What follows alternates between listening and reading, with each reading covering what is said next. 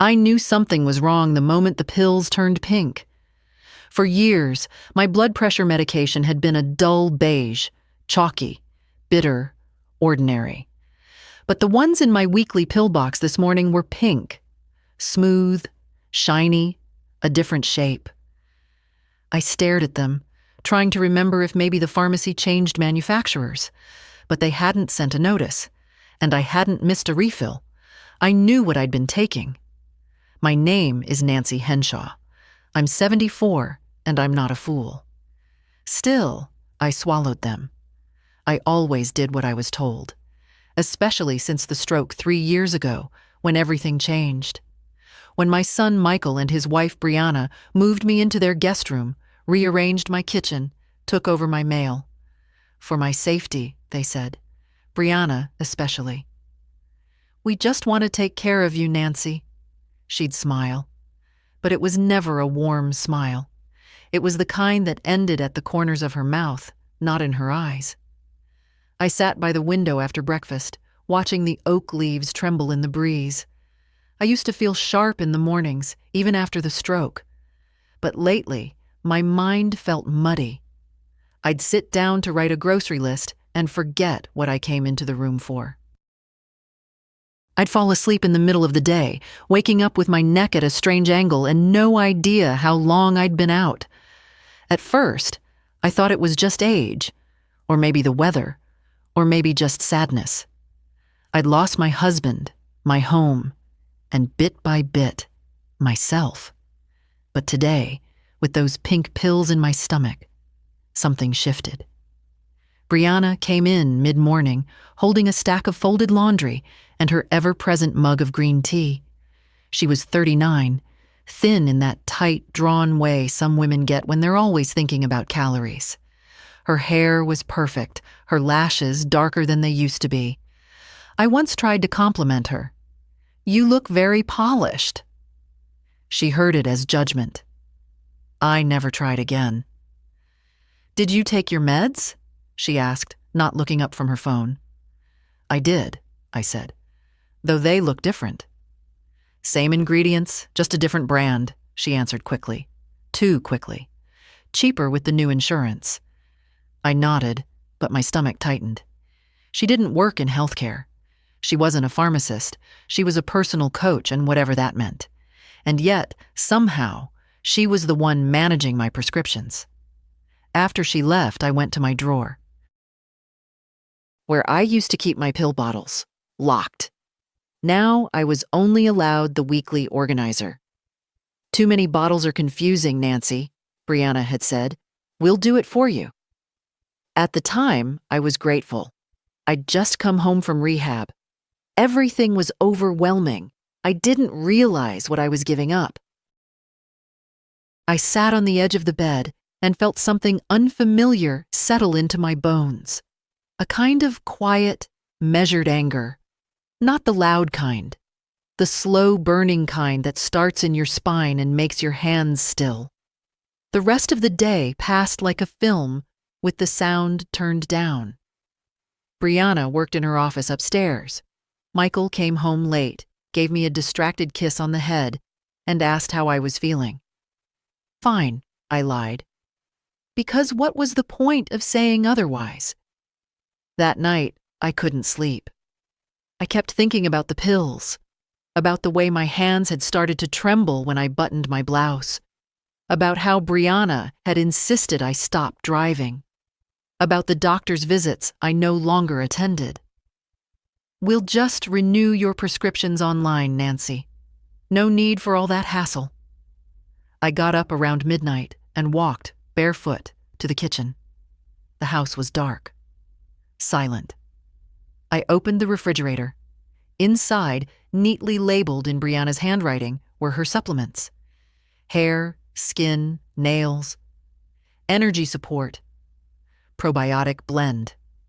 Rows of gleaming jars like something from a showroom. I stood there for a long time, chilled by the light of the open door. The next morning, I dressed early. Simple pants, soft sweater, flats. I told Brianna I was going for a walk. She barely looked up from her phone, but I didn't walk. I took a taxi into town, to the pharmacy I'd used for years. The man behind the counter remembered me. "I was wondering if you could tell me what these are," I said, handing him one of the pink pills from my organizer. He studied it, then stepped into the back room. A few minutes later, he returned with a printout. "These aren't lisinopril," he said gently. "They're a supplement, not FDA approved. Something called Cardio Balance Plus, mostly plant extracts and magnesium." I stared at the paper. "So, it's not real medication?" "No, ma'am, not for blood pressure. It won't hurt you probably, but it won't help either." I nodded slowly, folded the paper, thanked him. On the taxi ride home, I sat in silence, holding my purse tightly on my lap, watching the pine trees blur past the window. I wasn't confused. I wasn't losing my mind. They had replaced my medication with a vitamin blend, for my safety. When I walked back into the house, Brianna was on the phone, laughing. I smiled at her politely. "Everything okay?" she asked. "Perfect," I said. And for the first time in a long, long while, I meant it. The hardest part about losing control is how quietly it happens. One small decision at a time. One "let us help" after another. After my stroke, I was so scared of slipping in the shower or forgetting the stove that I said yes to anything that made life feel safer. I didn't notice the locks going on cabinets, the keys I used to carry quietly disappearing, the phone numbers in my own book being replaced with, "Use this one instead, Mom." Brianna was so good at sounding kind. That professional tone, soft, calm, filled with concern that didn't quite reach the soul. "We just want you to feel supported." Supported felt an awful lot like silenced. I remember the first time she brought in the pill organizer. "You'll love this," she said, like she was giving me a gift. "No more fiddling with bottles. I'll fill it for you every Sunday. Less hassle." I was sitting at the kitchen table, still shaky from therapy. I nodded. "Thank you, dear." It didn't feel like a loss, not then. It was months before I realized I didn't know where the actual bottles were. When I asked, she laughed. "Nancy, do you really want to keep track of all those? They're in the upstairs cabinet." "Don't worry about it." Upstairs, a place I hadn't been since the stroke. Michael didn't notice, or didn't want to. He's a good man, quiet, responsible, soft-spoken like his father was. But he's tired. Brianna does most of the talking for both of them now. In the early days, I told myself this was just a phase, that once I got stronger, they'd let me take back more. But strength didn't matter. I passed my follow-up appointments. I could walk to the mailbox and back without help. Still, the structure remained, like I'd been frozen in place. After the visit to the pharmacy, I sat alone in my room for a long time. I held the printout in my hands, the list of ingredients I couldn't pronounce. Hawthorn berry, olive leaf extract, L-arginine. None of them harmful. None of them helpful either. Just noise in my blood, where there should have been something real. I opened the drawer where I kept my old photo albums. Not out of nostalgia. I was looking for something. Proof of who I used to be. There, tucked behind a picture of my husband and me at Lake Eden, was the small brown notebook I used to carry everywhere. The one where I wrote down my appointments, my medications, even grocery prices. I hadn't opened it in months. I flipped through the pages. My old dosage. The date of my last refill before Brianna took over. The contact for Dr. Simons, the primary I hadn't seen since they switched me to online consultations. Everything was there, clear and steady.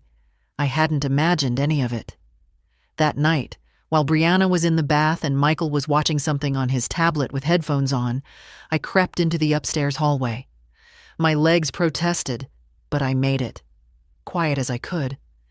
The cabinet next to the linen closet was locked, not just child-proofed, actually locked. A tiny silver padlock, as if I were some toddler who couldn't be trusted not to drink bleach. I didn't have a key, but I did have time. The next morning, I waited until Brianna left for her client walk and Michael was in the shower. I took the small screwdriver from my sewing basket and wedged it gently into the lock. I'd seen a video once, back when I used to browse the internet freely. 2 minutes later, the cabinet clicked open. Inside, everything was lined up with painful neatness. My old prescriptions, still sealed. My name on each label. Lisinopril, amlodipine, a tiny bottle of atorvastatin for cholesterol. All untouched. Not one pill removed. My breath caught.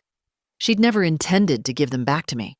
I took them, carefully, quietly, and hid them in a place I knew she'd never look. Inside the dusty bag of yarn under my bed. I'd pretended to give up knitting a year ago when the tremor started, but I kept the supplies, just in case. Over the next few days, I replaced the fake pills in the organizer with the real ones, little by little.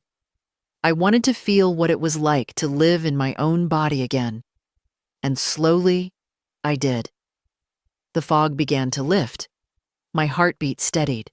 My hands grew more certain. I also began watching Brianna.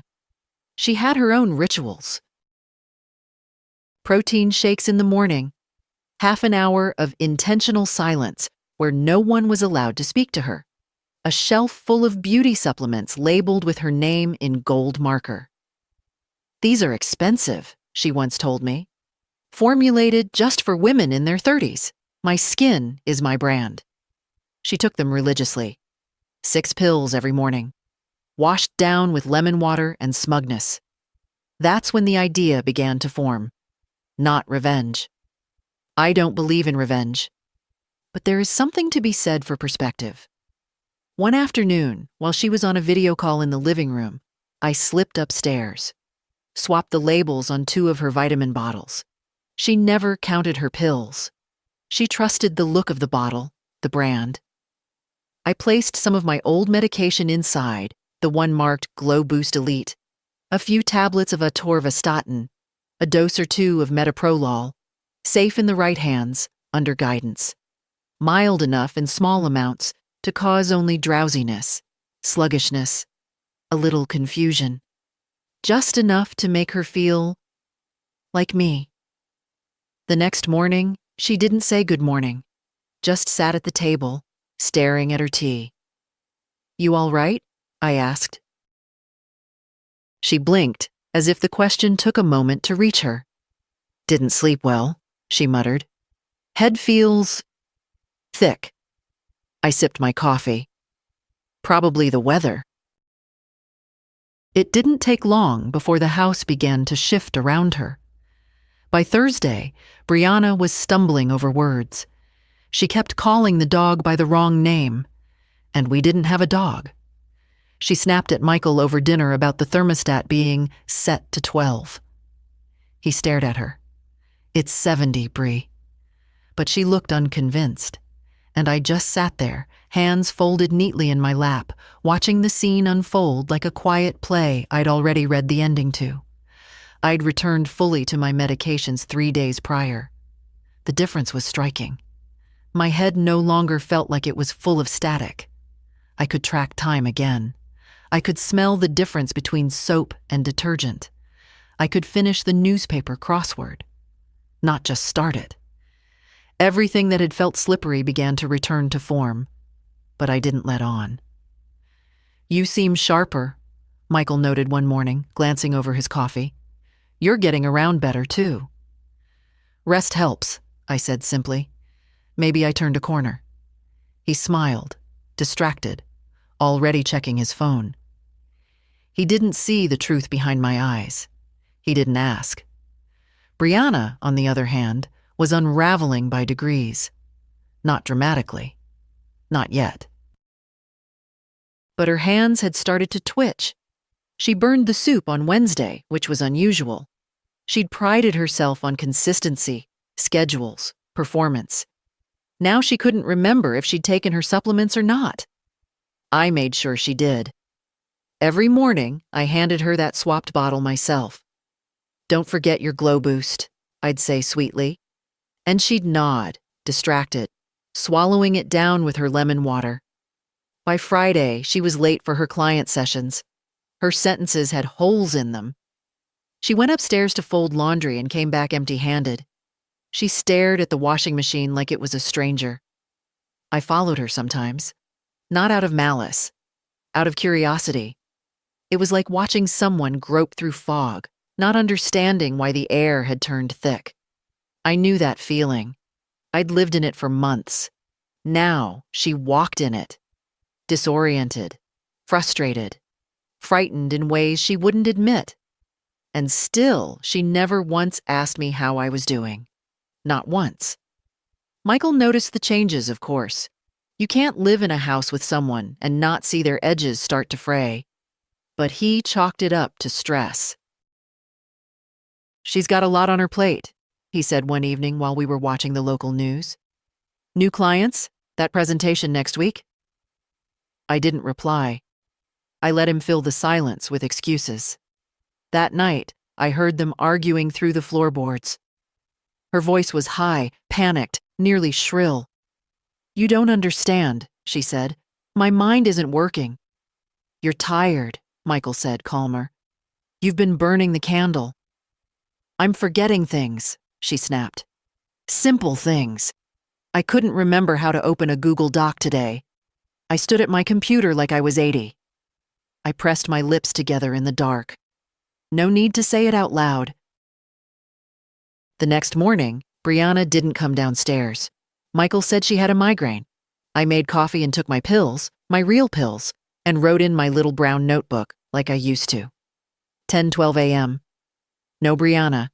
BP 12276. Steady. I hadn't felt so clear-headed in months. At lunch, she finally appeared. Pale, tense, her eyes darting like a bird in a storm. She didn't speak much, just stirred her soup and stared through me. "I think I need to see a doctor," she murmured. I looked up. "For what?" "My memory," she whispered, as if saying it louder would make it true. Michael looked alarmed. "Maybe we should take you to urgent care?" She shook her head. "I don't want that on my record. I'll make an appointment Monday." I didn't react. I didn't push. Let the cracks spread naturally. That was the thing about false control. Once it slipped, everything beneath it trembled. That evening, when the house was quiet and Brianna had retreated to bed early, I opened the cabinet under the sink. That's where I'd found the hidden box of my prescriptions just days earlier. I pulled it out and took inventory. All bottles still full. Not one refill missing. I ran my finger over the labels. My name. My prescriptions. My life. Hidden and denied, like it didn't belong to me anymore. I wasn't sure what made me do it. Maybe it was defiance. Maybe it was grief. But I stood up, pulled out my phone, and called the one person I hadn't spoken to in months. My old doctor. The receptionist still recognized my voice. She sounded surprised, then concerned. "We haven't seen you in over a year, Mrs. Henshaw. Is everything okay?" "I'd like to come in," I said. "In person?" "Of course. We can get you in Tuesday morning. Will you need assistance?" "No," I said. "I can get there myself." And I could. That night, lying in bed, I heard Brianna get up. Heard her footsteps shuffle down the hall, then pause, then double back. Like she'd forgotten why she got up in the first place. I stared at the ceiling and thought, this is what she chose for me. Not care, not concern, control, disguised as love. And now, for the first time in a long time, the truth was walking through the house, in her own 2 feet. There's a moment, just before someone loses their grip, when they start to notice the edges. Saturday morning, Brianna didn't come out of the bedroom until nearly noon.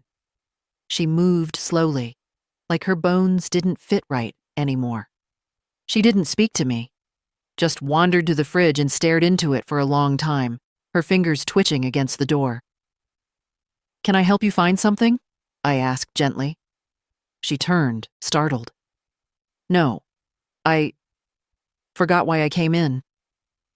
I nodded, like that was the most natural thing in the world. "Happens to all of us, dear." But it hadn't happened to her before. Not like this. I watched her fingers tighten around the edge of the counter, like she needed to feel something solid. She was wearing one of those fitness trackers, always tracking steps, sleep, water. Now, even her data wouldn't explain what was happening. Michael came in a few minutes later, kissed her on the cheek. She flinched slightly. "Did you eat?" he asked. "I don't remember," she said. He looked at me. I kept stirring my tea. Later that afternoon, I found her sitting on the stairs, head in her hands. The sunlight caught the gray at her roots, just a thin line, barely visible, but it was there. She usually dyed it every 3 weeks. She hadn't noticed. She looked up as I passed. Her eyes were red. "I think something's wrong with me," she whispered. I sat down a few steps above her, slow, steady. "What kind of wrong?" "I'm confused. I can't think clearly. I keep forgetting words. My hands shake." She held them up. They were trembling, like mine used to. "Have you changed anything recently?" I asked. "New food? New pills?" "No," she said quickly, then paused. "Well, the new vitamins, the hair ones, but they're all natural." I hummed. Sometimes even natural things interact strangely with your body. She didn't answer. Her pride was catching up to her fear. "I'm scared, Nancy." I reached out and placed my hand over hers. "You'll be okay," I said. "You just need clarity." But she wouldn't find it in her current mirror. She'd only see a version of herself she thought she could control. That night, she didn't eat dinner. Michael asked if she wanted him to call someone. She shook her head, almost violently. "I'll figure it out," she said. "I don't need help." That was the difference between us. When I felt myself slipping, I begged for help. She refused it, even now as her mind unraveled. After she went to bed, Michael sat with me in the kitchen, the soft sound of the clock ticking between us. "I'm worried about her," he said. "I know," I replied. "She's not herself." I folded my hands. "What does that mean?" "Herself?" He looked at me, caught off guard. "I mean, she's sharp, controlled, focused. This version, it's like someone else. Or maybe it's who she is when she isn't in control." He frowned. "What are you saying?" "I'm saying people don't change under pressure. They show who they've always been." He didn't respond, just stared into his coffee like he could read answers in the foam. I didn't push. I'd said what I needed to. Sunday morning, I took a walk. Not far, just around the neighborhood. The air was cool and sharp, and for the first time in months, I felt like myself in it. Not a burden, not a patient. Just a woman walking down her own street. When I came back, I passed Brianna's car. She hadn't driven it in days. Dust was settling on the hood. Inside, on the passenger seat, I saw a bottle, her supplements, the real ones, untouched. And I realized she hadn't taken them in at least 4 days. Which meant the effects she was feeling now weren't from the switch. They were from withdrawal. Her body had grown used to the daily stimulation. Collagen, caffeine extract, whatever else was packed into those pills she called nutritional elegance. Removing them had caused the fog, the shakiness, the confusion. She wasn't sick. She was simply off balance, the same way I had been when she'd taken my pills away. It was almost poetic. That afternoon, she went to her room and didn't come out for hours. Michael paced around the kitchen like a man waiting for bad news. "You think it's serious?" he asked me. I turned the kettle on. "Serious enough to talk about." He hesitated. "You've seemed better lately." "Clearer." "I am." "What changed?" I looked at him evenly. "I went back to my real medication." He froze. "What?" "I found where she'd hidden them. I stopped taking the substitutes." His mouth opened, then closed. He looked like a boy again, trying to decide if he should apologize or defend. "She said it was safer," he muttered, "after the stroke." "She made that decision alone." He sat down. "I didn't know." I nodded. "I believe you." There was a silence. Then he asked, quietly, "What else has she done?" I looked at him. Really looked. My son. The boy I'd raised. The man who'd let his wife become the gatekeeper of his mother's life. "That's not the question, Michael," I said. He looked up. "The question is, what are you going to do now?" By Monday morning, Brianna was unraveling faster than she could hide it. I found her sitting in the kitchen with both hands wrapped around a mug of tea she hadn't touched. Her hair, usually blown smooth, hung limp at her temples. No earrings, no makeup. Just her pale, bare face under the flickering overhead light. "Did you sleep?" I asked. She blinked, slowly. "I had a dream I was back in college. Couldn't find the exam room. Everyone was laughing at me." I sat across from her. She didn't look at me. Michael came downstairs with his briefcase in one hand and a granola bar in the other. He kissed her on the forehead and hesitated. "Are you sure you're okay? I can cancel today's meetings." "No," she said quickly, too quickly. "Go. I'm just off." He looked at me over her head. I didn't return the glance. After he left, the house fell into a thick silence. I did the dishes slowly, letting the sound of water fill the air. She didn't move, just sat there, caught in some silent storm. Around noon, she went to the bathroom. I heard the door click, then silence. 20 minutes passed, then 30. I knocked. No answer. "Brianna?" Still nothing. I opened the door gently. She was sitting on the closed toilet lid, fully dressed, staring at the wall. "I was going to wash my face," she murmured, "but I forgot how." Something in her voice was so small, so far from the Brianna I'd known. The efficient woman with her spreadsheets and bulletproof routines. I stood there, letting the silence stretch between us. "I think I'm losing my mind," she whispered. "You're not," I said. "You're just experiencing what happens when someone else makes decisions about your body without your consent." She looked up at me then, sharply. I didn't blink. "Did you do something?" she asked. "To my pills?" I didn't answer. I didn't have to. Her eyes narrowed. "You switched them?" "No," I said calmly. "I returned the favor." She stood slowly, swaying. That's sick." "Is it?" I asked. "Or is it familiar?" She pressed her hand to her temple. "This isn't the same." "You're right," I said. "I never gave you anything dangerous. Just stopped giving you what you relied on, the way you did to me." Her mouth opened, but no words came out. We stared at each other in the mirror above the sink. Two women, 25 years apart, with the same lines etched at the corners of their eyes. Different battles. Same cost. "You could have hurt me," she said. "You did hurt me." She sat down on the edge of the tub and put her face in her hands. I waited.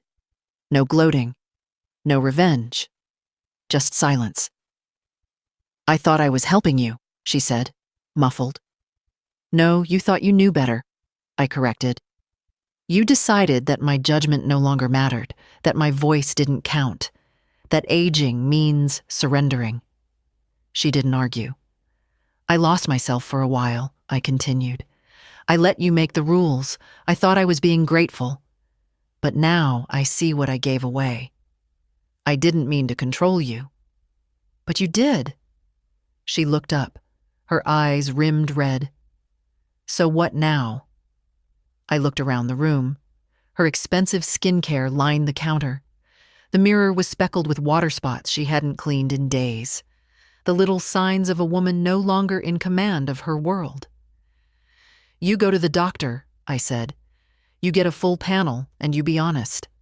Tell them everything you've taken and stopped taking. And you?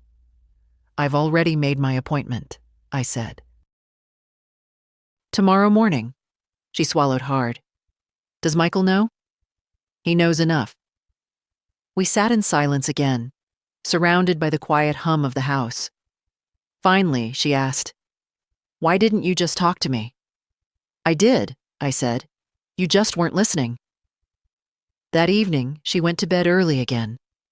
Michael and I sat in the living room, the news playing low in the background. "I think I need to hire someone," he said, not looking at me. "To help out. A nurse. Not because I think you need it. Just to make things clearer." I nodded. That would be a good start. "And Brianna? She's going to take some time off. She called her doctor." I didn't respond. He turned to me then. "Did you really switch her pills?" I met his eyes. "No." He looked confused. "I never gave her anything harmful," I said.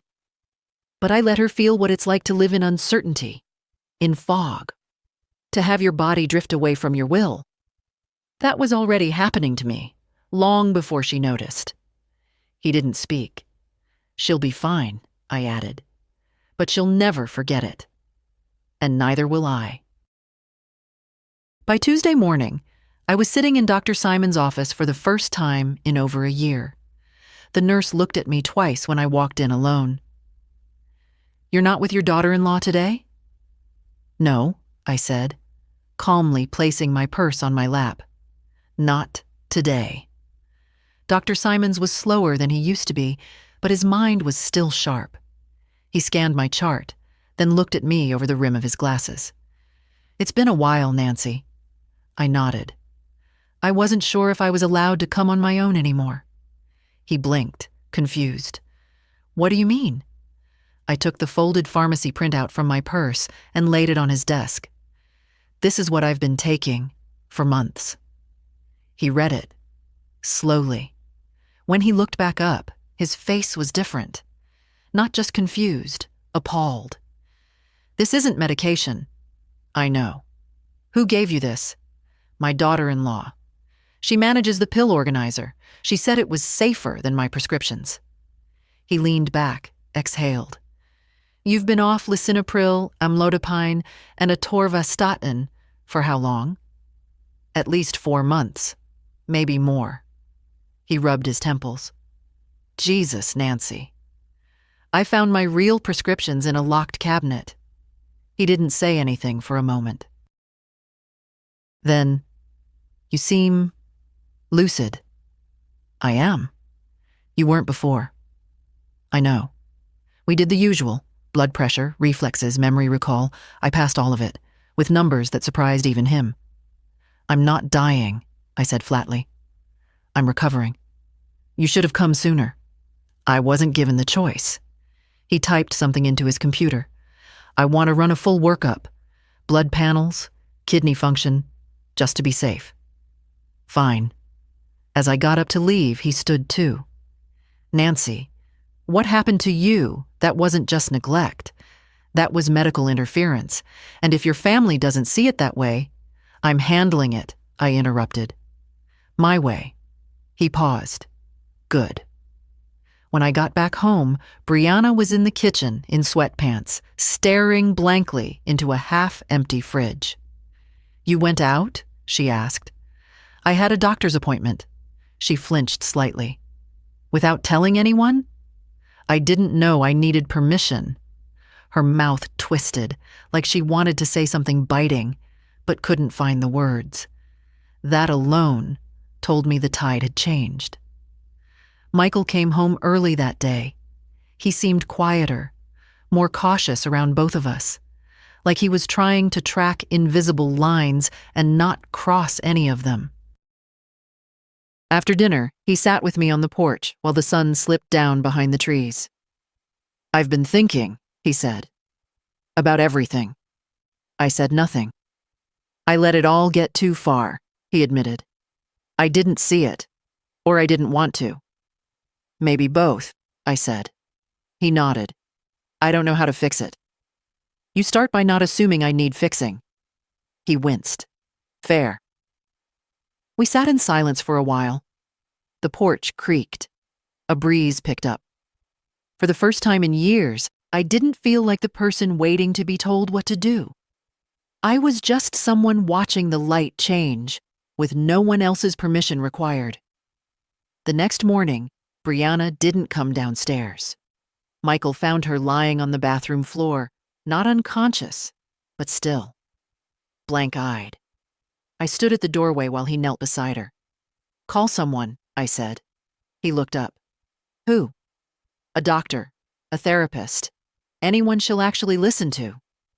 And then I turned away, not out of cruelty, but because I'd already lived that part of the story, and I wasn't going back to it. Not again. It took 3 days for the professionals to arrive.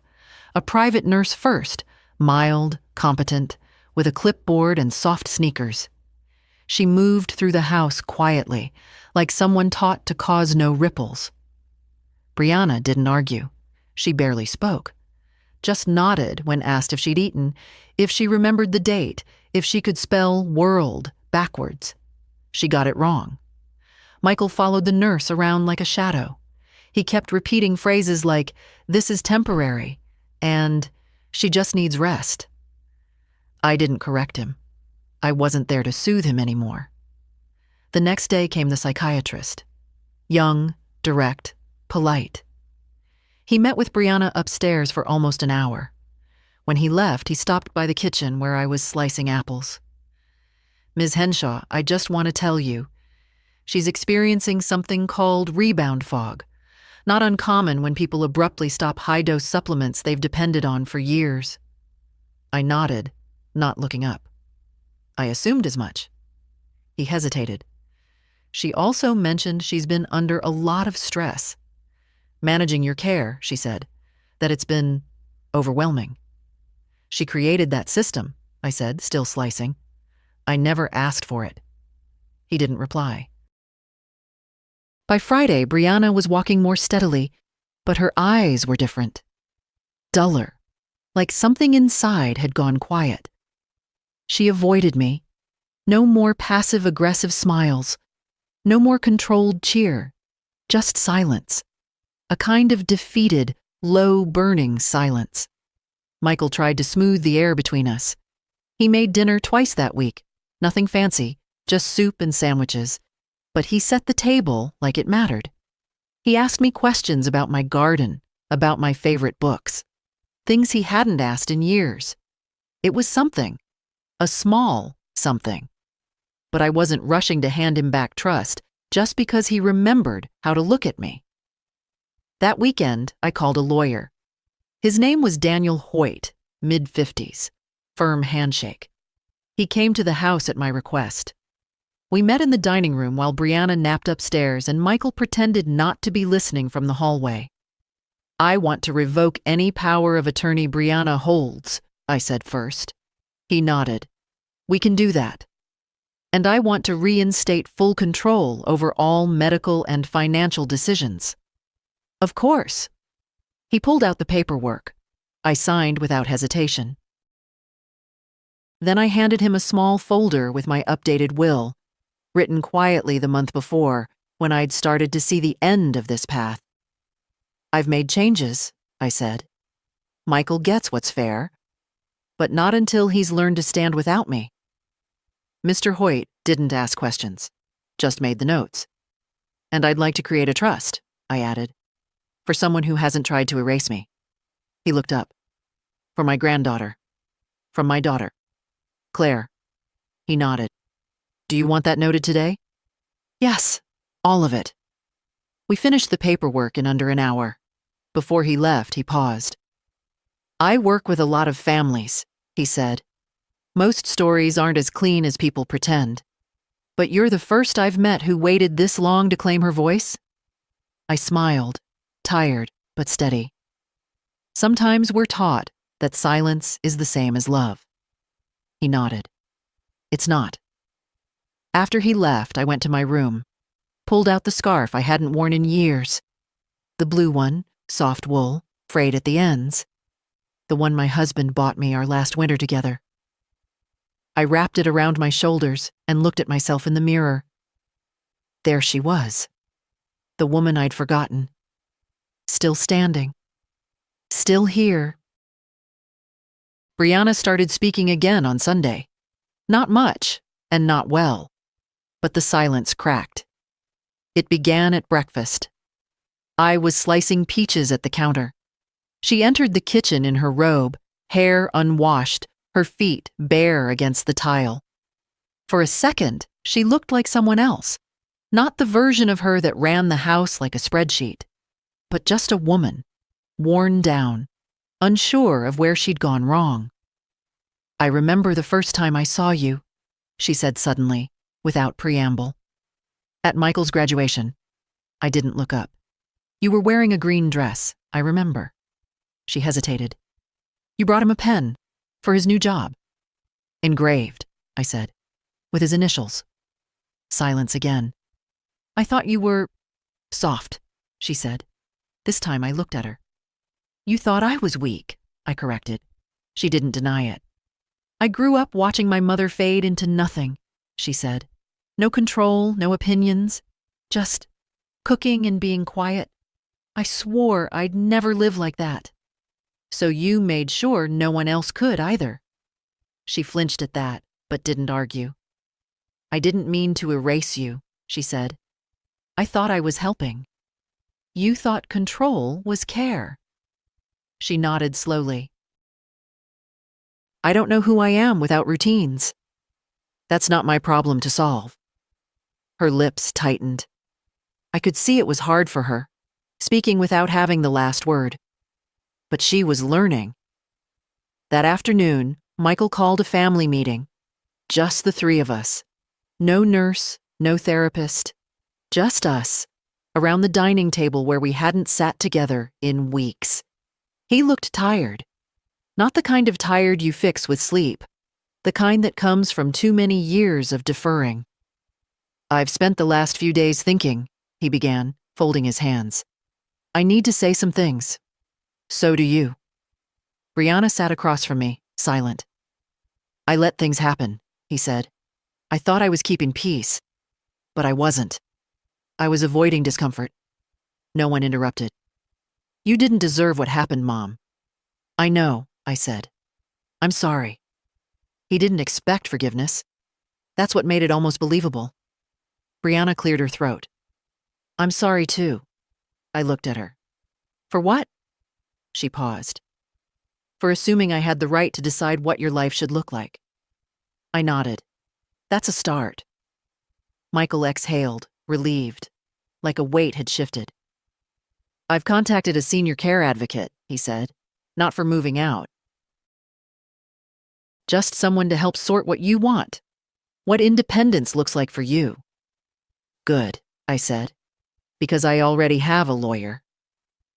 That caught them both. I've revoked the power of attorney, updated my will, moved most of my funds to a trust. You'll get what's fair, Michael, when the time is right. He didn't argue. And as for day-to-day decisions, I added, those are mine alone. This is not a negotiation. Brianna swallowed hard. Michael nodded. We sat in silence after that, not heavy, not tense, just quiet, like something unfinished had finally found its last page. When the meeting ended, I went to my room, closed the door, sat on the edge of my bed, and let my body breathe. Not just air, space, choice, my own life again, at last. returned to me.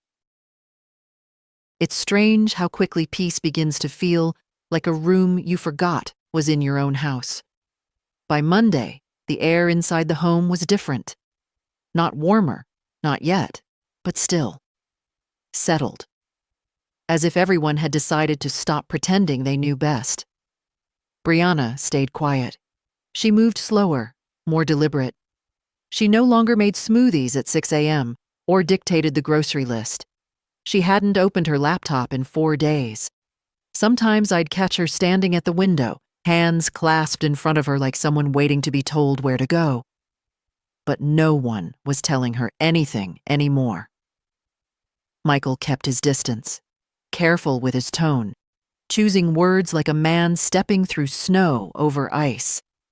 He asked before doing anything, before touching the mail, before mentioning appointments. It was awkward, but honest. For once, that was enough. As for me, I made a call. Claire, my daughter. We hadn't spoken regularly in years, not because we didn't care, but because life had taken us in different orbits. Her job, her kids, my years tied up in Michael's world. But she was still mine. Still the only one of the 3 children who never asked for anything I hadn't offered. She picked up on the 3rd ring. Mom? I closed my eyes a second before answering. Her voice sounded the same. Bright, grounded, slightly rushed, like she was always between errands. Hi, sweetheart. A pause. Then, are you okay? I am now. That's all it took. She didn't press. She said she could drive down this weekend, bring the youngest, just for the day. I said yes before she could finish the sentence. After we hung up, I felt something settle inside me. Not pride, not vindication. Just a soft kind of relief. Like a room I'd left locked had finally been opened. That afternoon, I took out the financial folder I'd hidden for years, tucked away behind old tax returns, under the box of Christmas linens no one ever used. Every check, every receipt, every transfer I'd made to Michael and Brianna. School tuition, home renovations, loan forgiveness, supplements, vitamins, and all the organic solutions Brianna insisted we try. I stacked the papers in neat piles, labeled them, sealed them in an envelope with my name on the front. Later, I placed the envelope on Michael's desk. No note, no explanation, just proof. Let them sit with the math of what it had cost me to keep the peace. That evening, Michael came into the living room holding the envelope. His face was pale. I didn't know it was all this, he said. I know. I thought it was just help here and there. You didn't want to know, I said. He didn't argue. Is this why you stopped trusting me? I looked at him carefully. No. I stopped trusting you when you let someone else decide I didn't know what was best for my own body. He lowered his head. I should have listened. Yes, I said quietly. You should have. That was the end of it. No drama, no begging, no promises. We were past that. The next day, Brianna left the house for the first time in a week. She came down dressed in jeans and a sweater, her keys in hand. Her hair was brushed, but not styled. Her makeup gone. I have a doctor's appointment, she said to no one in particular.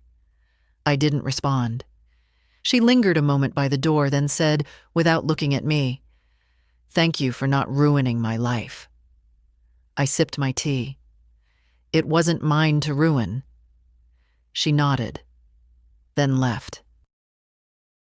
The house felt quieter after that, not because someone was missing, but because the noise of control had finally gone still. I stood in the kitchen, washed a single cup, and looked out at the garden. The late flowers were drooping now, but the soil was still strong. I decided I'd plant something new next week, something that would bloom in spring. My own name on the seed packets, my own hands in the dirt. Just mine. I didn't tell anyone when I went to the bank. It was a small branch 10 minutes away, tucked between a dental office and a dry cleaner. I dressed plainly, slacks, button-down blouse, my coat zipped all the way despite the warm day. The same way I used to dress when I took care of things no one else wanted to. The manager was new, young, polite, efficient. He asked for ID, smiled too much, didn't recognize my name until he pulled up the accounts. Then his face changed. "Would you like to sit down?" he asked. "I'd like to transfer control," I said. "Today." He glanced at the screen again. "Ma'am, just to confirm, you're the primary holder on all 3 of these accounts?" "I am." "And you'd like to remove the secondary access?" "Yes, permanently."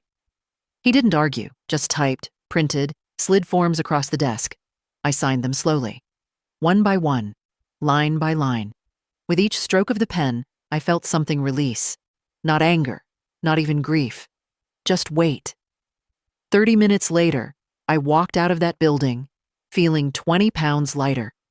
Not because I'd regained something, but because I'd finally stopped pretending I hadn't given it away. That night, I made dinner. Not out of habit, or guilt, or peacekeeping, but because I wanted to. A roast chicken, potatoes, green beans, no substitutions, no comments about sodium or starch or health consciousness, just food, prepared the way I'd done it all my life, before someone decided I'd forgotten how. Michael and I ate in silence. Brianna was still at her mother's, taking time, supposedly, to reflect. I didn't ask when she was coming back. I didn't need to know. After we cleared the plates, I poured a cup of tea and sat by the window. The streetlights flickered on one by one, softening the edges of the yard. Somewhere down the block, a dog barked, the familiar rhythm of a life I had stopped hearing. Michael stood awkwardly in the doorway. "Mom? Yes? Are you planning to stay here?" "For now." He shifted. "Or were you thinking of—" "I've already found a place," I said. He blinked. "You have?" "An apartment, just a few streets over. Quiet, first floor, near the library." He sat down across from me. "Why didn't you say anything?" "I wasn't sure you'd hear it." He looked down. "When?" "Next month." He nodded slowly. "Can I help?" "No." Another silence. Then, "I miss how we used to be." I looked at him carefully. That version of us depended on me pretending. He closed his eyes for a moment. "I didn't mean to let it go this far." "I know. But you're leaving." "I'm returning to myself." He didn't respond. Just sat there, not arguing, not apologizing again, just absorbing. That, at least, felt real. Later in my room, I began packing slowly, one box at a time, not rushing, not escaping, just sorting, choosing what to carry forward, what to leave behind, what to reclaim. It started with a missed meeting. Brianna was supposed to present a wellness workshop for one of her long-term clients, a women's group she'd worked with for years. They'd promoted her name, printed flyers, booked the space, but she never showed up. Didn't call, didn't write, just vanished from the schedule. I found out 2 days later when one of her colleagues called the house line, asking if she was okay. "She hasn't answered texts in 4 days, the woman said. That's not like her. Michael apologized, said she was dealing with a medical issue, but he didn't offer more. After he hung up, he sat at the kitchen table with his head in his hands for almost 20 minutes. "I think she's spiraling," he finally said. I didn't reply. It wasn't that I lacked sympathy, but sympathy was not the same as rescue. I'd lived too long at the bottom of someone else's good intentions to forget the difference.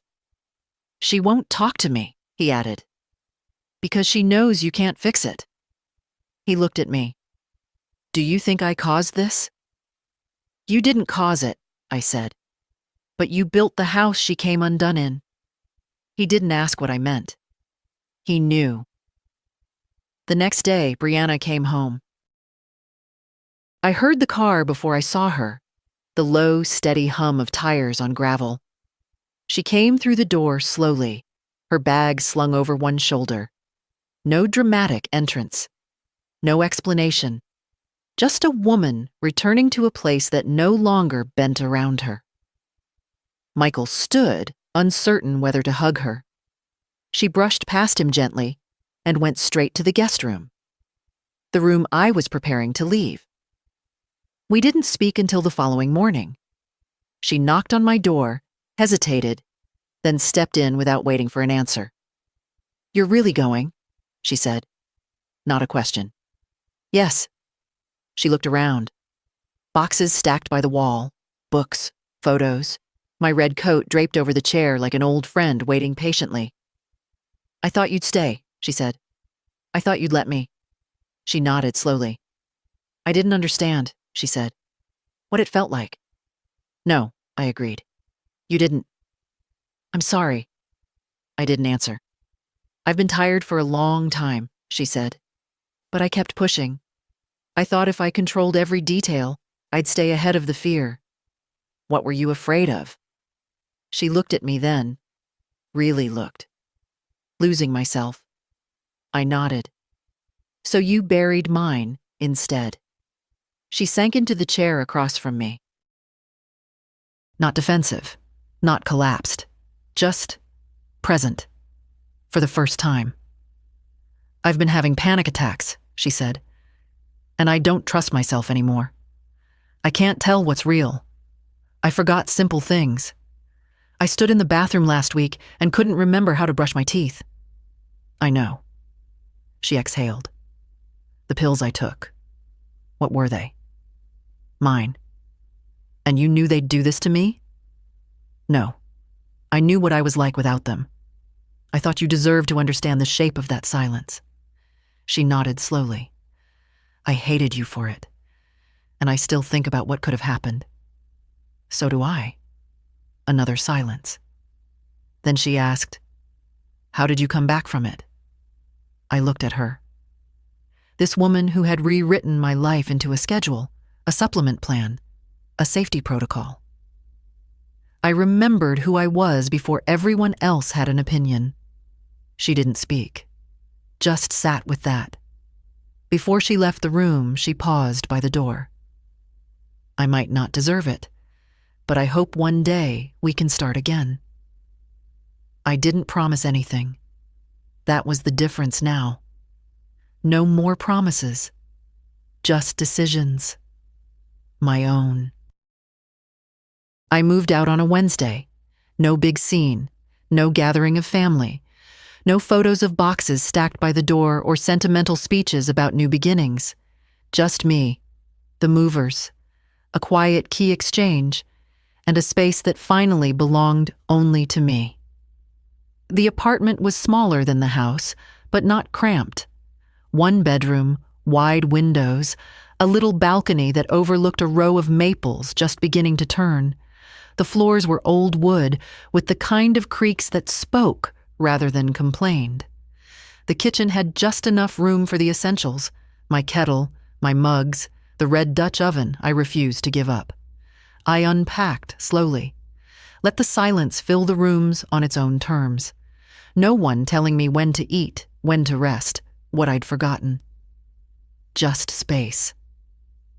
That first night, I sat in my chair by the window and didn't turn on the television.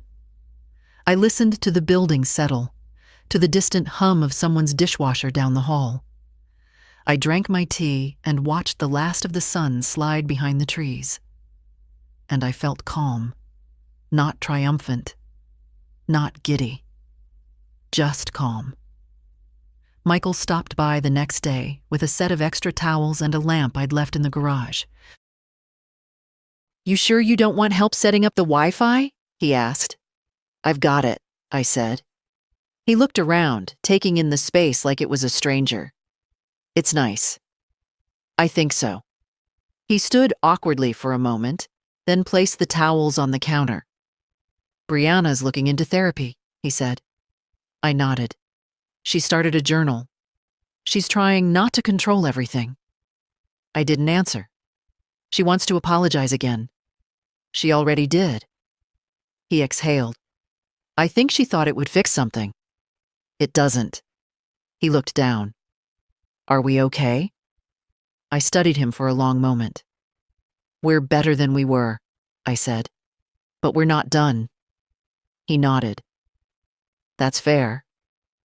Before he left, he hugged me, the way sons do when they remember who their mothers are. Not protectors, not burdens, just women who lived full lives before they were born. That night, Claire called again. Her voice carried laughter this time, a lightness I hadn't heard in months.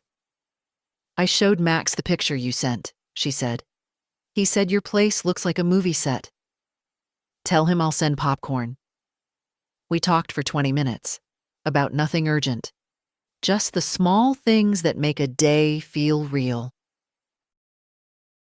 After we hung up, I opened the sliding door to the balcony and stood outside. The air was cool, the kind that hints at winter. Somewhere below, someone was grilling, the faint scent of smoke rising through the air. I closed my eyes and let it wash over me. I wasn't healed, I wasn't whole, but I was no longer erased, and that was enough. For now. It surprised me how quickly my body remembered peace. Not just the sleep, though that came, deeper and longer than it had in years, but the small things. The way I breathed while cooking. The rhythm of folding laundry without listening for footsteps. The quiet joy of choosing what to do next without waiting for someone to approve it. I started waking up before my alarm. I made eggs the way I liked them, not the way Brianna thought was healthier for my age. I stopped checking the clock for her schedule. My days belonged to me now, and it didn't feel like freedom the way people talk about in books. It felt like finally being able to stand up straight. The nurse they'd hired, Camille, still came once a week to the old house. She called to check in on me too, just to be sure I wasn't letting my independence become isolation. I appreciated that. Not because I needed monitoring, but because she asked rather than assumed. I see a lot of women your age, she said once, but not many who claim their life back midstream. It wasn't about reclaiming it, I told her. It was about remembering I never gave it away. Michael visited now and then, short visits, polite. He brought groceries once, and we sat on the balcony while the coffee steeped. You've changed, he said. No, I replied. I've returned. He looked down. I don't know how to be with that yet. You don't have to. You just have to let it be. He nodded. We didn't need more than that. Brianna sent a letter, not an email, not a message. A real letter, written by hand, in small, careful script on thick paper. She said she wasn't asking for forgiveness, but wanted to explain. That she had spent too long mistaking control for love, perfection for stability. That her own mother had folded under pressure, and she'd sworn never to do the same, but in doing so, had built a cage of her own making. I see now that I didn't try to help you, she wrote. I tried to fix you, and there was nothing broken. I read it once. Then again. Then I folded it and placed it in a drawer. Not to keep, but not to throw away either. That was where we stood now. Not back in each other's lives, but no longer denying the damage either. A kind of truce. One I didn't need to announce. Around the second week in my new place, I met the woman next door. Elaine. 72, sharp as glass, hair white and cut close to her chin. She knocked on my door with a plate of shortbread and a matter-of-fact invitation to sit on her patio the following Tuesday. We have a sort of quiet circle out here, she said. Women like us. We don't explain ourselves. We just sit. That was all I needed to hear. That Tuesday, I took my chair over and sat beside her and two others. No introductions, no prying. Just the sun, the scent of coffee, and the soft, steady pulse of women who had lived long enough to know what silence meant, and how to hold it without fear. I didn't tell them everything, not yet. But I didn't feel like a stranger either. And that, more than anything, told me I was exactly where I needed to be. Finally. It wasn't until the first rain in October that I let myself cry. Not a storm, just one of those slow, steady rains that tap against the window pane like an old friend reminding you they're still around. I was sitting at the table, a book open in front of me, tea cooling untouched, and I just wept. Not from sadness, not even relief, but because I finally felt the weight of how long I'd been holding it all in. I didn't sob, didn't make noise. Just let the tears fall, one after another, like a release valve quietly opening after too much pressure. The room held me. The chair, the walls, even the silence. No one interrupted. No one asked why. No one offered a solution. It was just me, and the rain, and the truth of what it cost to stay silent for so long. When it passed, I felt clean. Hollow in a good way, like something had been poured out that was never meant to be carried this long. The next day, I bought chrysanthemums from the market and planted them in pots on the balcony, deep gold, burnt orange, soft violet, the kind of colors that don't beg for attention, but still hold their place in the world. That weekend, Claire brought Max. He's taller now, 13. Quiet in the way bright boys often are, watching everything, testing the air before he speaks. He hugged me a little tighter than last time, sat beside me on the couch, and asked if I still had that old chess set. I do, I said, but only if you're ready to lose. He grinned. Claire watched us from the kitchen, smiling in that tired maternal way that says, "Let me rest just a minute." I told her she could lie down in the bedroom if she wanted. She did. So it was just me and Max, the board between us, the soft hum of fall outside. He played sharper than before, less impulsive. He took his time. "Mom says you're living alone now," he said, mid-game. "I am. Is it weird?" "Sometimes, but not bad weird." He considered that. "Did you want to leave?" "Yes." Another pause. "Did they want you to?" "Not at first." He didn't press, just nodded and made his move, a smart one. "Are you mad at them?" he asked. I thought a moment. I was. Now I'm awake. He looked at me sideways.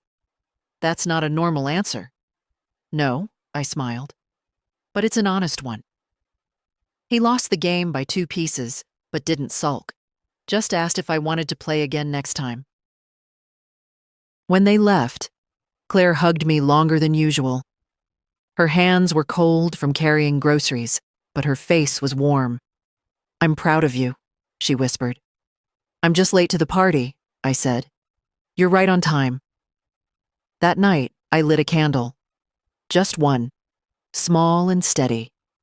The kind I used to keep hidden in drawers because someone decided scent was overstimulating for guests. I watched it flicker in the dark and thought of all the women I'd known who had vanished inside their own homes, and all the ways I'd stopped myself from becoming one of them. I wasn't angry anymore, just aware of what I almost let slip away, of what I still had left, of what it meant to come back not louder, but clearer. Part of me still grieved, not for what was lost, but for how quietly it had happened. And another part? It was already planning the next set of chrysanthemums. Spring would come again, and this time, I'd be ready for it. Somewhere along the way, I stopped counting what they took from me. I no longer keep a list in my head of what went unsaid, what was locked away, what kindnesses were disguised as decisions. The ledger is closed. The balance has shifted. And what's left now isn't vengeance or even justice. It's space. Space to move without permission. Space to sit without being watched. Space to wake up and not have my day already written for me. And in that space, I've begun again, not from scratch, but from truth.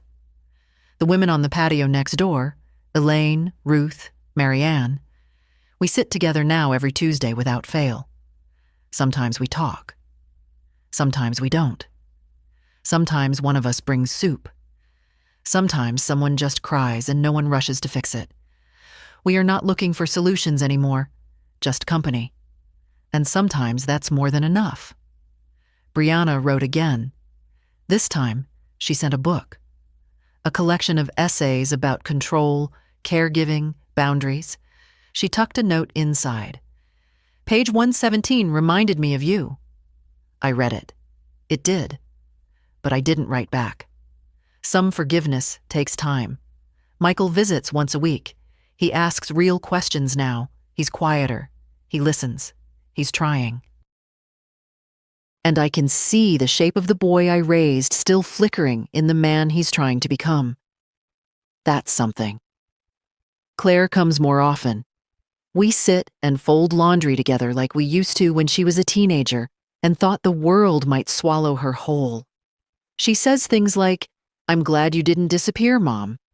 And I say, "Me too," even though part of me still feels like I almost did. Max is growing fast. He beat me at chess last week. Didn't gloat, just smiled the way boys do when they realize they're getting taller than you. I taught him how to make lentil soup from scratch. He said it tasted like real food, which, from a 13-year-old, is high praise. Sometimes I still catch the echo of who I used to be in the smallest things. The way I set the table, how I reach for the light switch at night. But those echoes don't scare me anymore. They remind me I'm still here, still learning how to live without being reduced, still learning how to speak without checking if it's welcome, still learning that the quietest victories often feel the deepest. And if there's anyone reading this, anyone who's been told they're too fragile, too forgetful, too much of a burden, hear this. You are not a project. You are not a mistake to be managed. You are not someone else's version of safe. You are still you, and that is enough. Don't wait for permission to return to yourself. Take it. Start where you are. And if this story spoke to something you've been carrying, quietly, tightly, let it breathe. Leave a comment. Share it. Pass it on. We don't heal by hiding. We heal by remembering we were never broken in the first place.